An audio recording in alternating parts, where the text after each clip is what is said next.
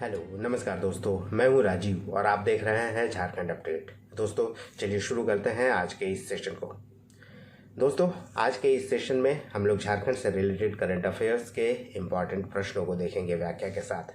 और सेशन में हम लोग वन लाइनर के फॉर्म में जो कुछ इम्पॉर्टेंट प्रश्न हैं उसे हम रिवाइज करेंगे। और सेशन में एक अभ्यास प्रश्न भी होगा आपके लिए, जिसका जवाब आप कमेंट पे कर सकते हैं और इसका उत्तर व्याख्या के साथ हम लोग नेक्स्ट सेशन में देखेंगे।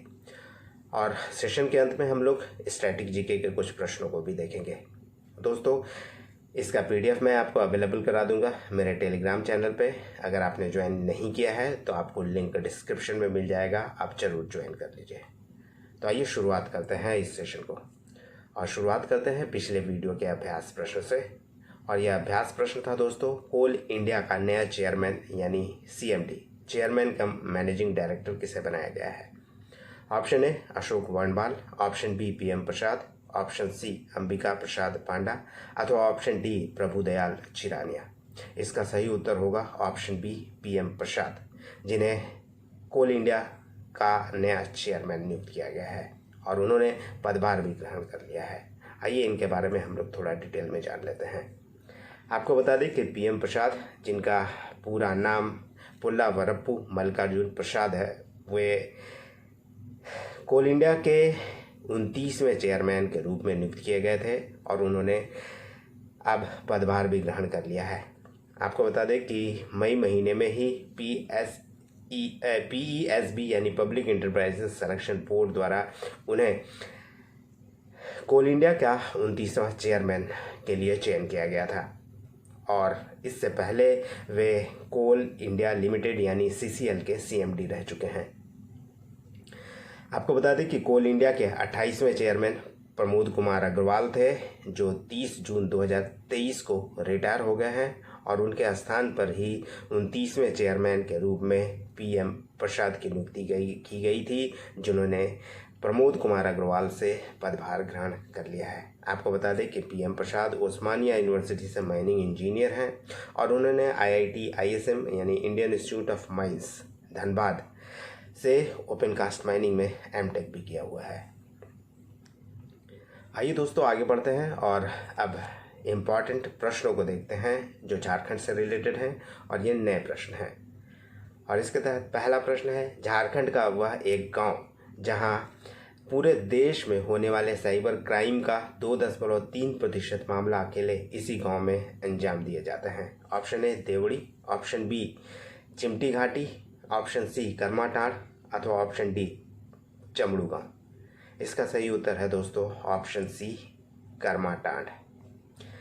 इसका सही उत्तर है। आइए इसके बारे में हम लोग डिटेल में जानते हैं। आपको बता दें कि देश भर में 10 ऐसे ज़िले हैं जहां साइबर क्राइम के सबसे ज़्यादा मामले हैं। उनमें 4 ज़िले झारखंड के हैं और ये 4 ज़िले हैं जामताड़ा, देवघर, गिरिडीह और बोकारो। आपको बता दें कि पूरे देश में जो साइबर क्राइम होता है उसमें देवघर में 10%, जामताड़ा में 9.6%, बोकारो में 2.4%, जबकि गिरिडीह में 2.3% साइबर अपराध के मामले दर्ज किए जाते हैं। वहीं पूरे देश की बात करें तो भरतपुर में सबसे ज़्यादा मामला दर्ज किया जाता है। उसके अलावा मथुरा, नूंह, देवघर जो झारखंड का ज़िला है, जामताड़ा, इसके अलावा गुरुग्राम, अलवर, बोकारो और गिरिडीह। और बता दें कि करमाटांड़ ये गांव है जो कि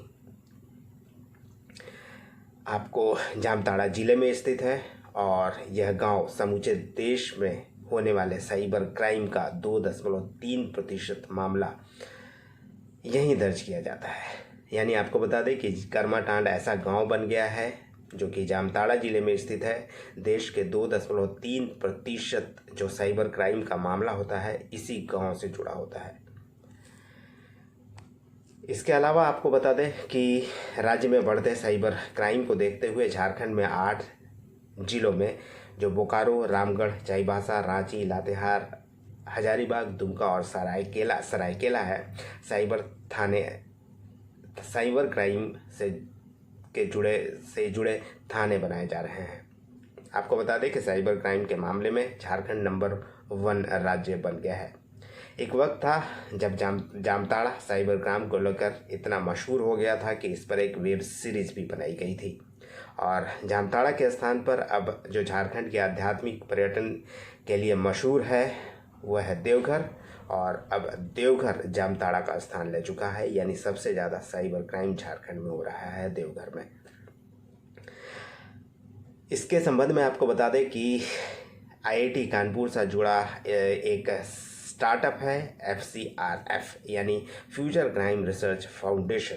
इसके द्वारा ही एक रिसर्च किया गया था जिसमें देश के कुल 797 जिलों में से महज 10 ऐसे ज़िले हैं जहां 80% से ज़्यादा क्राइम को अंजाम दिया जाता है।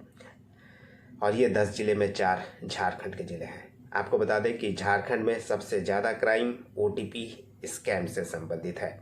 इसके अलावा KYC फ्रॉड, बिजली बिल के नाम पर ठगी, KBC जैसे क्विज शो में विजेता बनाने के नाम पर ठगी, बहुत सारे मामले झारखंड में देखे गए हैं। और सबसे ज़्यादा मामला OTP स्कैम से संबंधित है।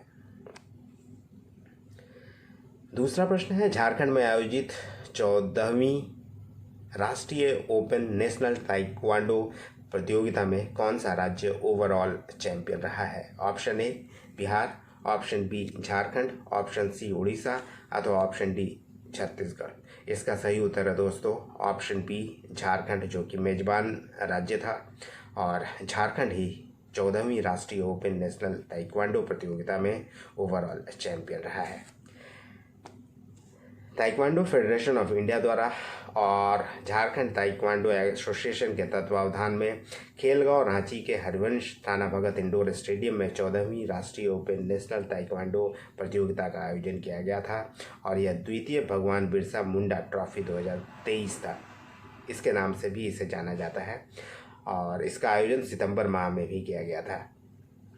इस प्रतियोगिता में मेजबान झारखंड ओवरऑल चैंपियन रहा। आंध्र प्रदेश इसमें दूसरे स्थान पर रहा, जबकि इस चैंपियनशिप में तीसरा स्थान रहा उड़ीसा का। बेस्ट डिसिप्लिन टीम अवार्ड दिया गया उड़ीसा को और best performance team award Sikkim को प्रदान किया गया।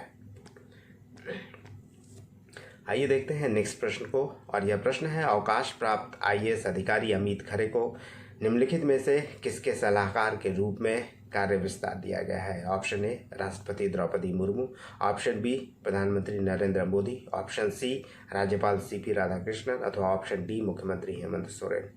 दोस्तों, अमित खरे झारखंड कैडर के अधिकारी रहे हैं। वर्तमान में वो प्रधानमंत्री नरेंद्र मोदी के सलाहकार हैं और सलाहकार के तौर पर ही उन्हें कार्य विस्तार दिया गया है, अतः ऑप्शन बी इसका सही उत्तर है।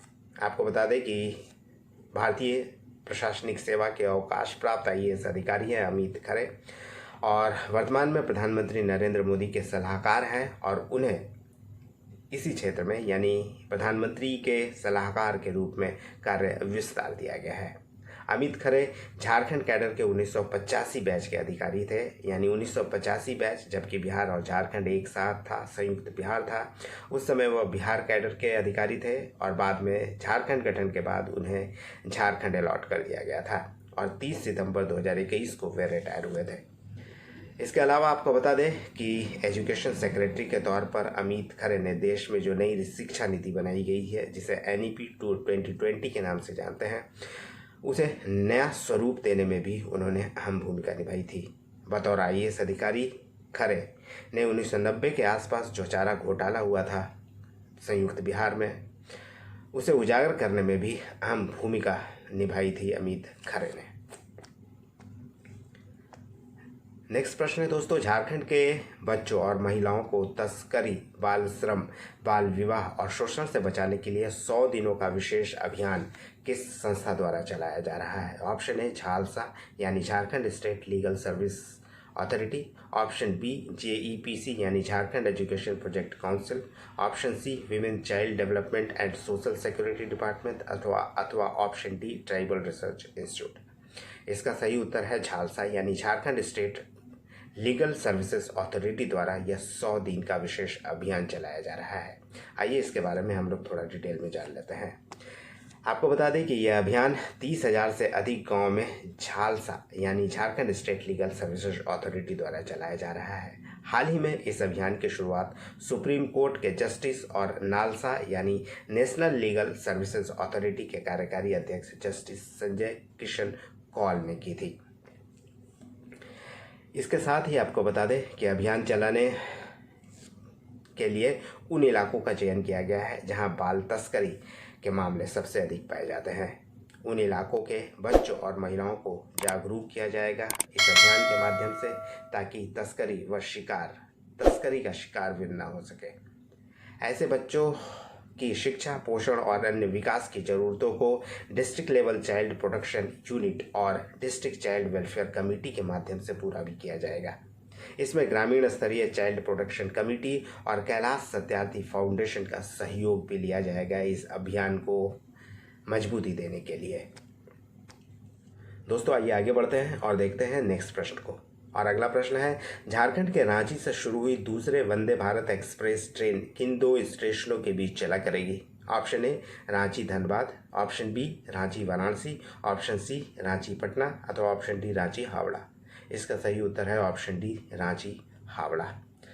आपको बता दें कि झारखंड की दूसरी वंदे भारत ट्रेन जो कि शुरू हो गई है और यह रांची से हावड़ा के बीच चला करेगी। आपको बता दें कि प्रधानमंत्री ने डिजिटल माध्यम से हरी झंडी दिखाकर इस ट्रेन को 25 सितंबर 2023 को रवाना किया था। इससे पहले रांची पटना के बीच पहली वंदे भारत एक्सप्रेस ट्रेन की शुरुआत की गई थी जून 2023 में। चलिए आगे बढ़ते हैं और अब देखते हैं वन लाइनर्स के फॉर्म में कुछ करंट अफेयर्स के प्रश्नों को, जिसे हम रिवीजन के तौर पर देखेंगे। इसके तहत पहला प्रश्न है, झारखंड के किस जिले के रेलवे स्टेशन से पहली वंदे भारत ट्रेन की शुरुआत की गई? इसका उत्तर है हटिया से। दूसरा प्रश्न है, उरांव पुरखा खिरीमोड़ा जो कि उरांव लोक कथा कोश है के लेखक कौन है? इसका उत्तर है डॉक्टर तेतरू उरांव। इस पुस्तक का लोकार्पण 9 अप्रैल को किया गया था। तीसरा प्रश्न है, जेएफसी का नया कोच किसे नियुक्त किया गया है? आपको बता दें कि जमशेदपुर फुटबॉल क्लब है जेएफसी, जिसका नया कोच नियुक्त किया गया है स्कॉट जोसेफ कूपर को, और एडी बूथराइट की जगह स्कॉट जोसेफ कूपर को जेएफसी का नया कोच बनाया गया है। झारखंड चैम्बर और जीएस मार्केटिंग एसोसिएट्स के संयुक्त तत्वावधान में रांची के मोरहाबादी मैदान में 11 दिवसीय किस मेले का शुभारंभ 28 अप्रैल को किया गया था? इसका उत्तर है India international mega trade fair का आयोजन किया गया था, जो 11 दिवसीय मेला था। नेक्स्ट प्रश्न है, राष्ट्रपति द्रौपदी मुर्मू ने नई दिल्ली में पंचायतों को प्रोत्साहन पर राष्ट्रीय सम्मेलन में झारखंड की किस ग्राम पंचायत को राष्ट्रीय पंचायत पुरस्कार से अप्रैल 2023 में सम्मानित किया था? इसका उत्तर है कपिलो, जो गिरिडीह जिले के बिरनी प्रखंड में स्थित है, और हरित पहल के लिए इसे राष्ट्रीय पंचायत पुरस्कार से यानी कपिलो को राष्ट्रीय पंचायत पुरस्कार से सम्मानित किया गया था। नेक्स्ट प्रश्न है, मुख्यमंत्री ने रांची के ऐतिहासिक मोरहाबादी मैदान में स्वतंत्रता दिवस के कौन सी वर्षगांठ के अवसर पर झंडोत्तोलन किया था? इसका उत्तर है यह 76वां स्वतंत्रता दिवस का वर्षगांठ था।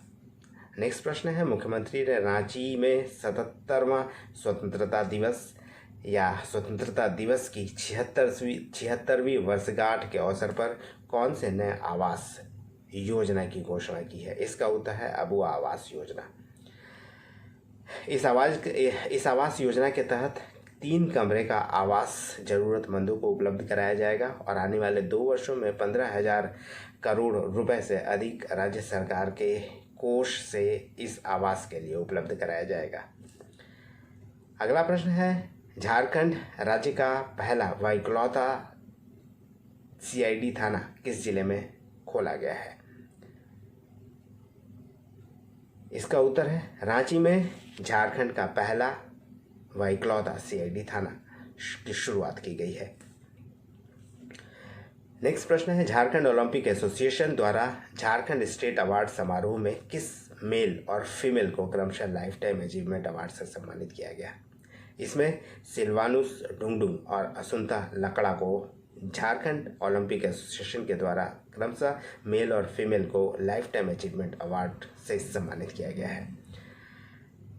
अगला प्रश्न है, अमर शहीद ठाकुर विश्वनाथ शाहदेव की कौन सी जयंती मनाई गई, यानी 2023 में कौन सी जयंती मनाई गई? इसका उत्तर है 206वीं जयंती। आइए दोस्तों, अब बारी है अभ्यास प्रश्न की, और आज का अभ्यास प्रश्न है, झारखंड के कितने साहित्यकारों को साहित्य अकादमी का युवा साहित्य पुरस्कार 2022 से सम्मानित किया गया है? Option A 1, option B 2, option C 3 अथवा ऑप्शन डी 4। इसका सही उत्तर है दोस्तों आप कमेंट में करके बता सकते हैं, और इसका उत्तर हम लोग नेक्स्ट सेशन में व्याख्या के साथ देखेंगे। चलिए अब देखते हैं स्टैटिक जीके के प्रश्नों को, और इसके तहत पहला प्रश्न है, मदर टेरेसा की उत्तराधिकारी सिस्टर निर्मला का मूल नाम क्या था? Option A Kusum Singh, option B Kusum Kumari, option C Kusum Mandal अथवा ऑप्शन डी कुसुम जोशी। दोस्तों, सिस्टर निर्मला का मूल नाम कुसुम जोशी था, अथवा ऑप्शन डी इसका सही उत्तर है।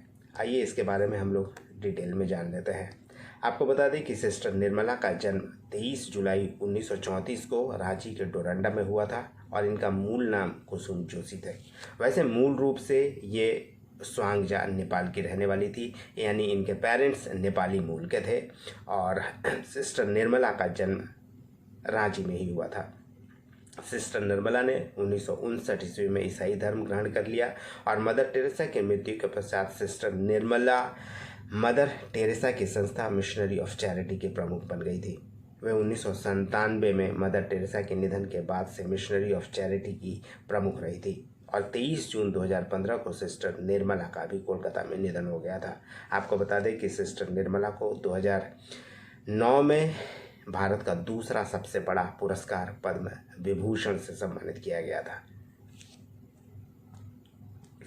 चलिए दोस्तों, अब वन लाइनर्स के फॉर्म में भी हम लोग देख लेते हैं कुछ स्टैटिक जीके के प्रश्नों को, और इसके तहत पहला प्रश्न है दोस्तों, मुक्ति वाहिनी सेना का सेनापति किसे नियुक्त किया गया था? इसका उत्तर है पांडे गणपत राय को। आपको बता दें कि पांडे गणपत राय मुक्ति वाहिनी सेना के सेनापति थे, जबकि इसके जो संस्थापक थे वे थे विश्वनाथ शाहदेव। 1857 का जो विद्रोह हुआ था, उस दौरान मुक्ति वाहिनी सेना ने अहम रोल अदा किया था, और इसके संस्थापक विश्वनाथ शाहदेव, सेनापति गणपत राय यानी पांडे गणपत राय, शेख भिखारी और टिकैत उमराव सिंह, ये 4 प्रमुख लोग थे इस मुक्ति वाहिनी सेना में, यानी 4 प्रमुख अधिकारी थे। इन चारों में ठाकुर विश्वनाथ शाहदेव और पांडे गणपत राय को 1958 में, यानी 1857 के विद्रोह के कुछ दिन के बाद ही फांसी की सजा दी गई थी, और इन दोनों को ही रांची के कमिश्नर कंपाउंड में, जो कि जिला स्कूल के नज़दीक एक चौराहा है, वहाँ पे इनको कदम के पेड़ पर फांसी पर लटका दिया गया था। नेक्स्ट प्रश्न है, सिलेड़बाड़ी नामक मकान में किस वर्ष बम बनाने की सामग्रियाँ बरामद हुई थी? इसका उत्तर है दोस्तों 1915। आपको बता दें कि 1915 में, और उस समय उग्र राष्ट्रीयता के प्रसार का दौर था, और उस समय ही सिलेड़बाड़ी नामक एक मकान में, जो कि एक लॉज था, जिसमें उग्र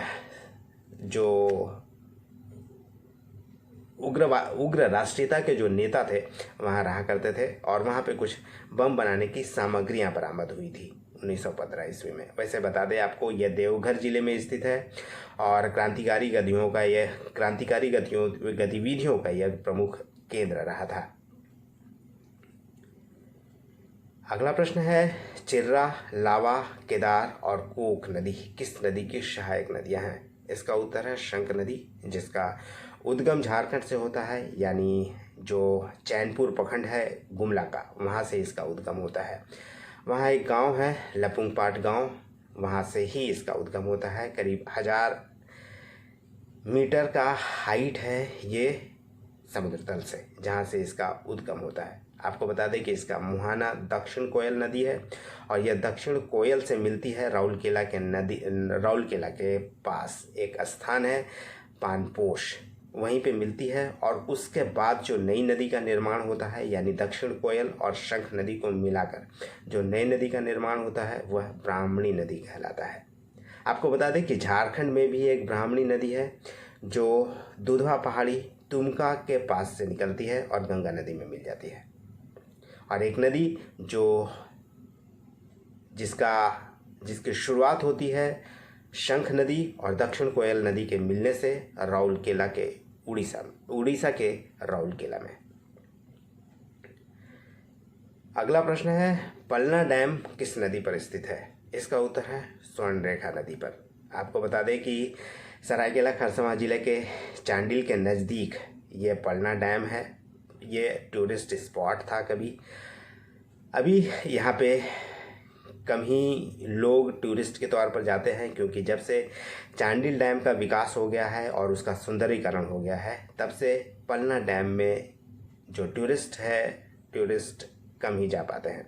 वैसे वर्तमान में कुछ जो आसपास के गांव हैं वहां से इस पलना डैम से सिंचाई कार्य किया जाता है।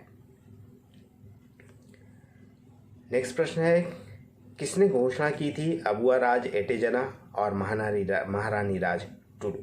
इसका उत्तर है बिरसा मुंडा। आपको बता दें कि बिरसा मुंडा का जो मुंडा उलगुलान हुआ था उसी दौरान, यानी 1855 से 1900 के दौरान बिरसा मुंडा ने कहा था अबुआ राज एटेजना और महारानी राज टुडू। इसका अर्थ है दोस्तों कि अब मुंडा राज शुरू हो गया है और महारानी का राज, यानी महारानी उस समय जो विक्टोरिया थी उसका राज्य समाप्त हो गया था, ये इसका मतलब था।